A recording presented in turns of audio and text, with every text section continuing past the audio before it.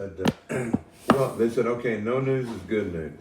They tested you. It was just for a job. Yeah, no, yeah, I've been on the job. I've been on the. Okay. They said, well, yeah, okay, you know something. Really, I saw this thing in the mirror. Uh-huh.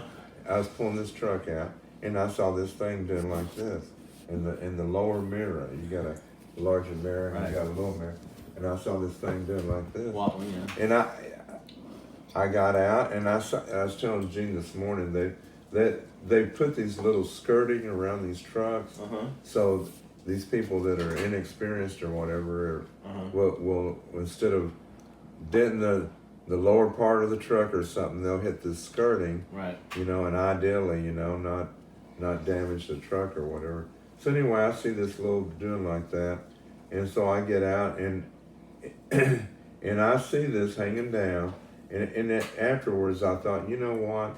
Somebody else, because it was a real tight area, and I thought, man, somebody else did that. In fact, I even said something to the guy when I called him.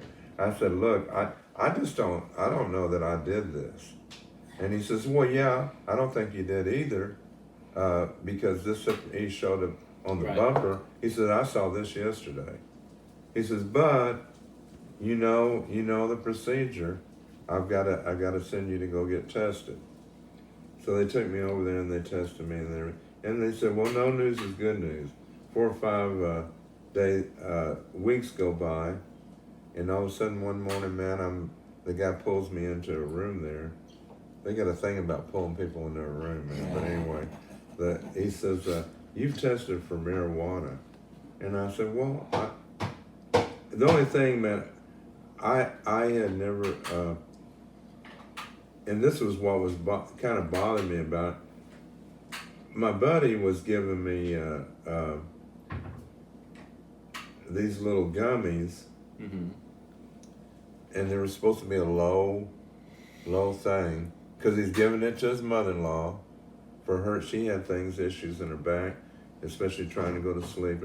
So he says, you know, and I did it for a little bit, you know, when I was going to sleep and everything.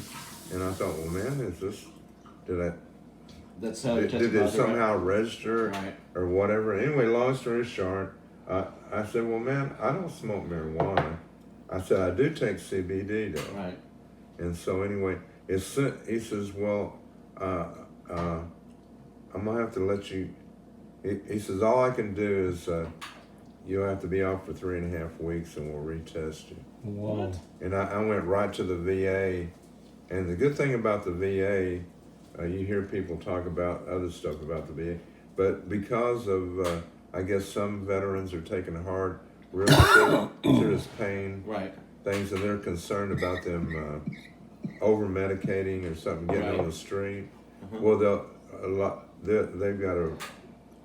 they'll test them, you know, to make sure that I guess they're not, doing other things. Right. So they had 45 minutes. They had my test back.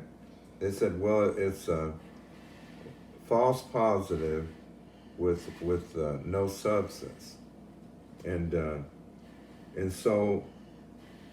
But they've got a little thing in there that says they're not going to accept outside persons, right? Yeah, outside lab thing. Well, in the process of this 3.5 weeks, I didn't take nothing else. I stopped my stuff I was getting out of the health food store and whatever. And so, and just before they were going to test me, I went to the VA again. He says, well, there's nothing there. But supposedly you get it in your fat, you get it in your fat cells somehow. Yeah, I didn't know. That's weird that you were penalized for 3.5 weeks on something that's essentially you bought legally. Yeah. Well, there's no THC in it. It's just CBD. Well, they said there's a real. They say a tiny it's a real amount, like low 0.1% or something. Yeah. Okay. And they told me, says, you know what? And I didn't do it. They said, you know, you might want to take this up, take your thing you were taking it out of and everything, and take it up to him and ask him and said, well, why don't you run this through the. Well, then they'd bust you for bringing drugs into the workplace. Whatever, man. And a young man. Yeah, that's what they have to do the same thing with coffee or whatnot. If somebody drug coffee in, it would be something you bought at a store. And a young man, I was telling Gene about it, him and I were having lunch down at Brahms or something one day, and he says, Glenn, he says, me and my brother, every morning, we both take 2 gummies, 200 milligrams apiece. He says, man, he says, but no, you know what he would do with me though sometimes? He says, Glenn, do you mind driving? We were going to get something, going to get a truck or whatever. And I wondered, well, man, sometimes do you feel a little whatever? A little wiry from the THC. A little high. Yeah. I mean, my friend, he got his second hip done, and he says it helps him. He gets it out of the dispensary.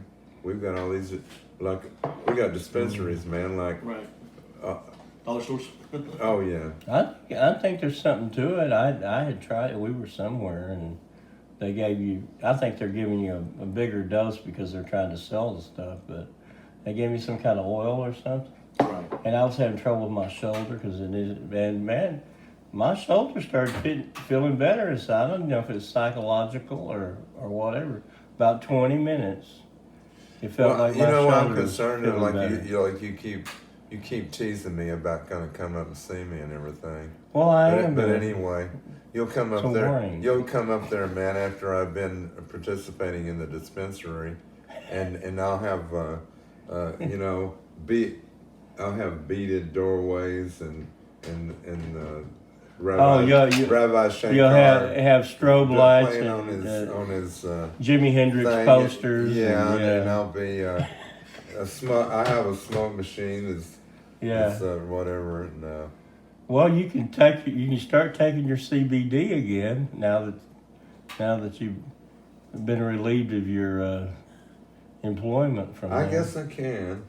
Now, and I thought I thought I was benefiting from it. Yeah, you know what it was? What is it?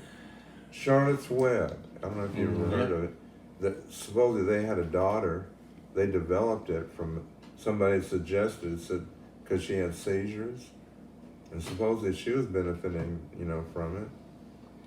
That's how I started. I started taking Charlotte's Web, and but here it is, and that's the thing with me. I know, I'll do this little whatever, man, where I think, well, this is good. I wonder how much better this would be.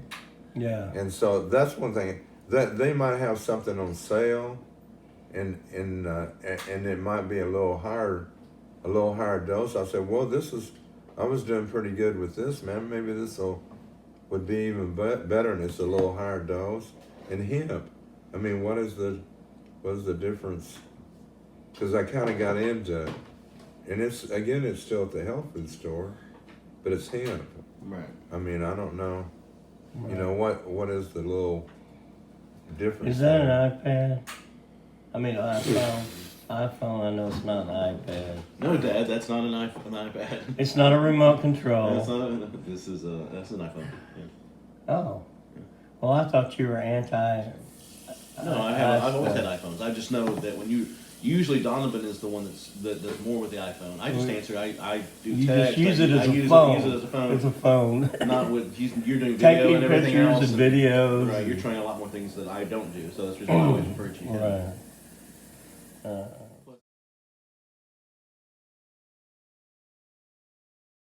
Something like that.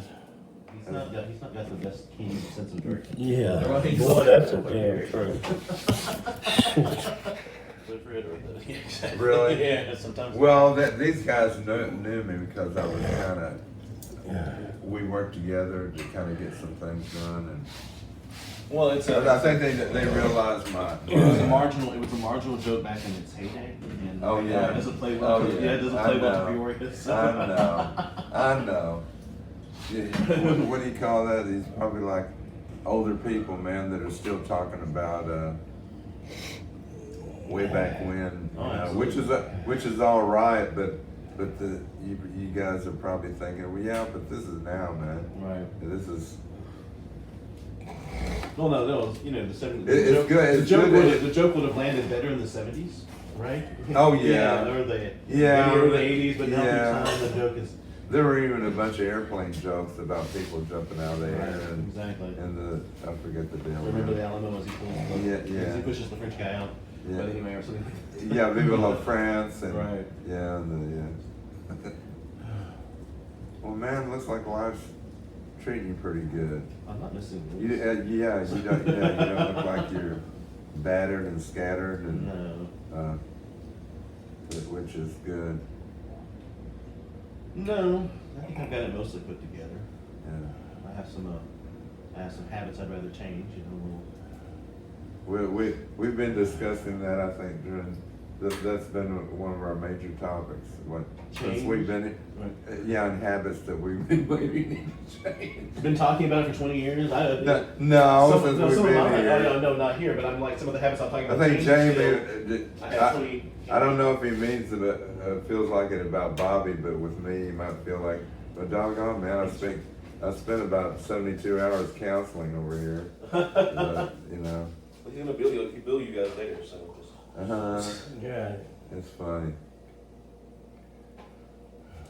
This coffee's good. I just checked on Yeah, my. it's great. I just checked on my dogs up in Oklahoma, and I got a big one and a little one that came.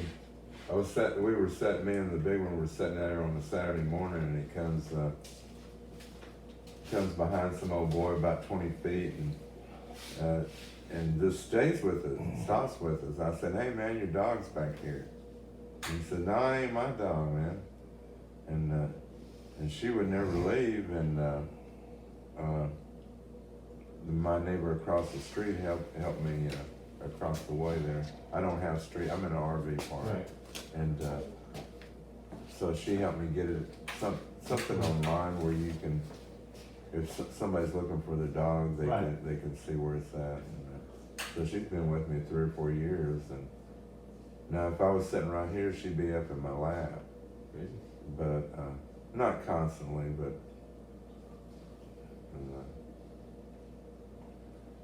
but I guess that's my I don't want to say they're all my life, but they're like these guys here, man. They're a big part of it. Oh, your pets or whatnot?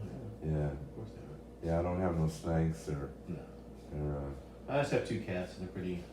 Oh, that's cool. They're pretty fun. We had a 17-year-old one, man, and people said, "Now don't let that cat get out." And I said, "Well, what are you talking about?" Because he used to just sit in my lap. He says, "You don't want that cat to get out." And I said, "Well, what's the deal, man? Why can't the cat get out?" Right. Because he doesn't realize he can't. He thinks he can still whip those younger cats. Right. You can at 19. Yeah. That's good, man. So you live in, do you live in that? I live in Dallas. I live in, about as West Dallas as you can get, because you go down 30, you go through Arlington, Grand Prairie, Cockrell Hill, and then West Dallas. So Okay. I live over in Ravinia Heights. It's nice. Oh, yeah. What kind of heights? It's called Ravinia Heights. Ravinia. I don't know why. Well, from Ravinia, she started out over there. Oh, really? Yeah. When she was high, she made some heights. She cut out some of the dirt that she made. She's one that made the cliff. Ravinia? Don't you remember Ravinia, man, when we were out? You don't remember running with the Ravinia? Yeah. He's pulling your chain. Well, he's been pulling my chain ever since he landed. Oh, I know. I was doing something the other day, and he realized I was doing it. I've gotten even with him a little bit. Oh, yeah. Not very much, though. He's kind of got up on me in his old age. So evidently you found your way pretty good coming off the highway 82. Oh, yeah, absolutely. But Why, did you get lost? no, I was proud of he him. is always amazed how I can. Remember how you I don't.